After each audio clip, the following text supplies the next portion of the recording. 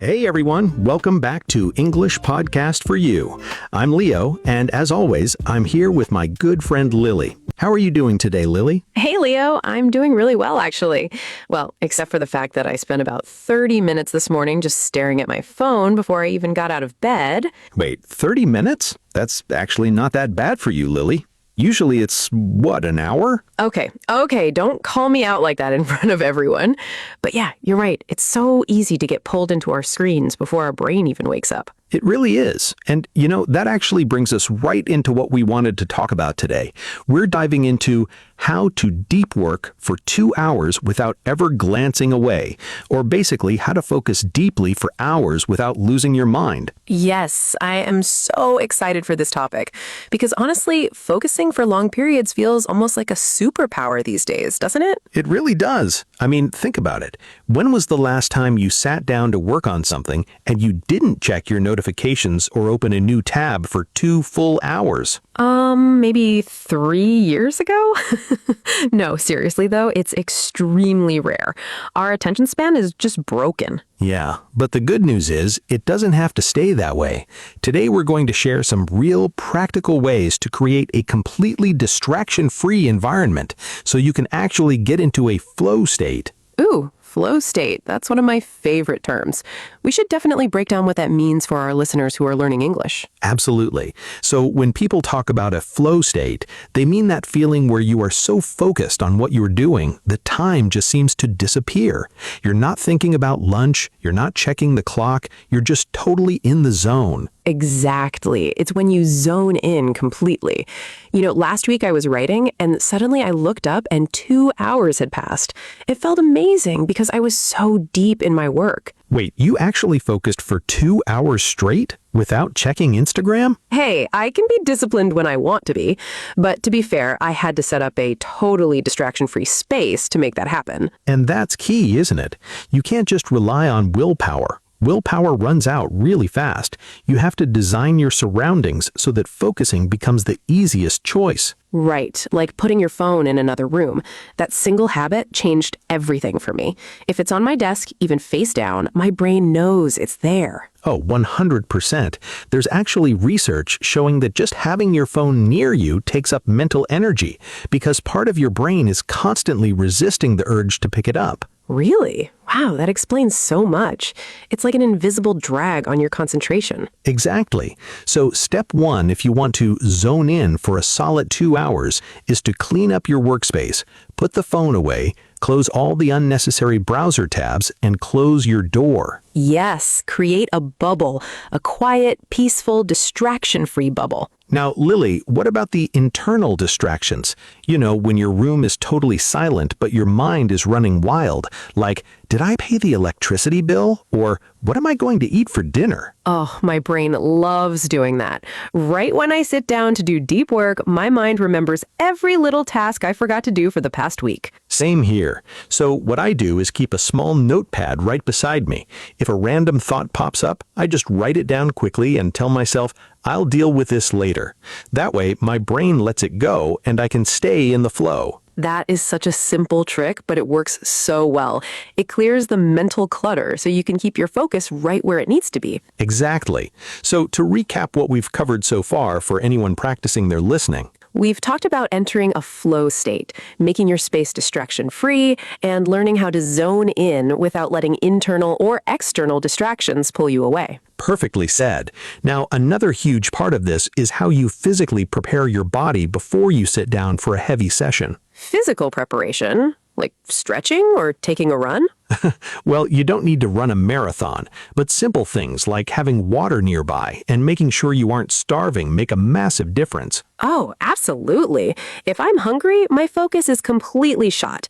Every 10 minutes, I find myself walking to the kitchen looking for a snack. Right, so you end up breaking your momentum, and momentum is everything when you're trying to zone in. Once you break it, it takes another 15 minutes just to get back into the groove. That is so true. It's like driving a car. It takes a lot more energy to start moving after a full stop than it does to keep rolling along. That's a great analogy, Lily. Keeping the momentum is the whole secret behind doing 2 full hours of solid, meaningful, deep work. But Leo, let's be real for a second. 2 hours is a really long time for someone who isn't used to it. Should people start with 2 hours right away? Honestly, no, definitely not. If you try to jump straight to 2 hours when you can barely manage 20 minutes, you're going to feel exhausted and disappointed. Yeah, that would totally backfire. Exactly. You have to train your brain like a muscle. Start with 20 minutes, then try 30, and slowly build your endurance over time. Oh, like mental weightlifting. I love that idea. You start small, build confidence, and before you know it, sitting down for an hour or two feels completely natural. Precisely. And when you reach that level of concentration, you realize how much faster you can actually achieve your goals, whether it's learning English, writing, or studying. It really gives you so much time back in your day because you aren't wasting hours half working and half scrolling. Exactly. Quality over quantity every single time. You know, Leo, that quality over quantity idea really hits home. I used to sit at my desk for 6 or 7 hours thinking I was being productive, but in reality, I was just lingering. Lingering is such a good word for it. It's like your body is in the chair, but your brain is miles away, floating around, thinking about random things. Exactly. I was basically master of fake working. I'd reply to an email, look out the window, check my phone, reorganize my desk pens, and then wonder why I felt so tired at the end of the day. It's exhausting because your brain never actually gets to relax, and it never actually gets to zone in either. You're stuck in this uncomfortable middle space. Yeah, it's like mental quicksand. You're putting in energy, but you're not moving forward. Right. So let's talk about another practical strategy that helps avoid that quicksand. Have you ever tried working in scheduled blocks with tiny rewards built in? Oh, like the Pomodoro technique or something a bit different? Similar, but customized for deep work. Instead of short 25-minute bursts, which can sometimes cut off your flow state too early, you set a timer for, say, 50 minutes. 50 minutes? That sounds a bit intense for a beginner. It can be at first, but here's the magic trick. During those 50 minutes, you make a strict rule. No matter what happens, you do not switch tasks. You just stay with the one project. Okay, so if I get stuck or feel bored, I don't open YouTube. I just sit with the discomfort for a second? Yes, exactly that. Sitting with the discomfort is where the real growth happens. Most people flee the moment they feel stuck. They open a social media app just to escape that slight feeling of frustration. Wow, that is so true. The moment a task gets hard, my thumb automatically reaches for my phone. It's like an automatic reflex. It really is a reflex, but if you can train yourself to pause, breathe, and stay in your seat, the brain eventually surmounts the obstacle and you sink even deeper into your task. And then after those 50 minutes are up, what happens? That's when the reward comes in. You step away completely. You stand up, stretch, drink some water, or walk outside for 10 minutes. A total mental reset. Okay, I like that part. The reward part sounds amazing. But wait, do you check your phone during that 10-minute break? Honestly, it's better if you don't. If you check news or social media, you fill your brain with new, random information, and it makes it harder to zone in when you sit back down. Oh, interesting. So even on the break, you keep it simple? Yeah, keep it low stimulation. Let your brain rest, like a physical muscle between workout sets. That makes total sense. It's like giving your mind a chance to breathe before diving back into the deep end. Exactly. And when you do dive back in for the second 50-minute block, you'll notice it's actually easier to get back into the flow state because your brain didn't get overwhelmed during the pause. So if you do two 50-minute blocks with a 10-minute break in between, that equals 2 full hours of high-quality, distraction-free work. Bingo! You just achieved 2 hours of deep work without feeling burnt out or staring blankly at your screen. That feels so much more doable than just staring at a clock praying for 2 hours to pass.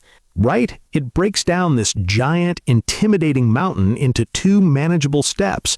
I love that. But Leo, what if someone works in an office or a shared house where people are constantly walking in and asking questions?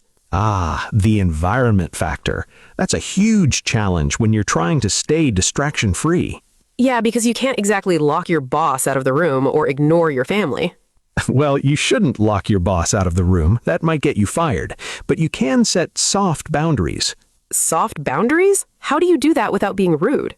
It's all about communication. You can simply tell your teammates or family, hey, I'm going to put on my headphones and focus intensely for the next hour. If it's not an emergency, can we catch up right after? Oh, that's so polite and clear. Most people will actually respect that because they understand how hard it is to focus. Exactly. People usually support you when you communicate clearly. Plus, wearing large, noise-canceling headphones is a great physical sign that says, I am currently in the zone. Headphones are like a do not disturb sign for your head. Even if you aren't playing music, people see them and think twice before interrupting. It's the universal code for please let me focus. What kind of audio do you listen to when you want to zone in? Do you listen to music with lyrics or instrumental stuff? Oh, definitely non-vocal music. Words and music interfere with the words in your head, especially if you're writing or reading. Yes, if I listen to song lyrics while trying to write an essay, I end up typing the lyrics into my document by accident. Dear manager, I am writing to inform you, baby one more time. Exactly. It's a complete mess. So ambient music, white noise, or video game soundtracks work best for keeping a distraction-free mind. Video game soundtracks. That's a smart idea. Why those specifically? Well, game designers build music specifically to help players focus without distracting them from the game. It keeps your energy up while keeping your focus steady. That is brilliant. I never thought about it that way, but it makes total sense. Try it next time. It really helps you glide right into a deep flow state. I am definitely searching for a video game soundtrack as soon as we finish recording today. You really should. It completely changed my study sessions. But Leo, there's another thing I wanted to bring up about staying focused for a solid 2 hours. What's that, Lily? Well, it's about energy levels. What do you do when you sit down, you have your non-vocal music playing, your phone is in another room, but you just feel totally exhausted? Ah, the low energy trap. That is so real. You can have the most distraction-free setup in the world, but if your brain is tired, nothing happens. Yes, you just stare at the blank document feeling guilty, and your mind keeps wandering anyway. When that happens, you have to look at your timing. We all have natural high-energy windows during the day. Some people are sharpest at 7 in the morning, others zone in much better at 8 at night. So trying to force 2 hours of deep work during your low energy time is basically fighting against your own biology. Exactly. It's like swimming against a strong river current. You waste all your energy just trying to stay in one place. That explains why my late afternoon work sessions always felt so painful. Around 3 in the afternoon, my brain just wants a nap, not heavy concentration. 3 in the afternoon is legendary for killing productivity. That's the perfect time for low brain power tasks, like clearing out your inbox or organizing files. Right, save the intense flow state for your peak hours when your brain is naturally awake and alert. Exactly. Match the hard work to your highest energy. That makes total sense. Well, Leo, this has been such a great discussion today. I feel like I have a solid plan for my next study session. Me too. It always comes down to those simple steps, creating a distraction-free environment, building up your focus time gradually, and honoring your natural energy. And using game music, don't forget that one. Of course, game music is top priority now. Well, to everyone listening out there, thank you so much for spending this time with us on English Podcast for You. Yes, thank you all. We hope this conversation helped your English listening and gave you some useful ideas to zone in on your own goals.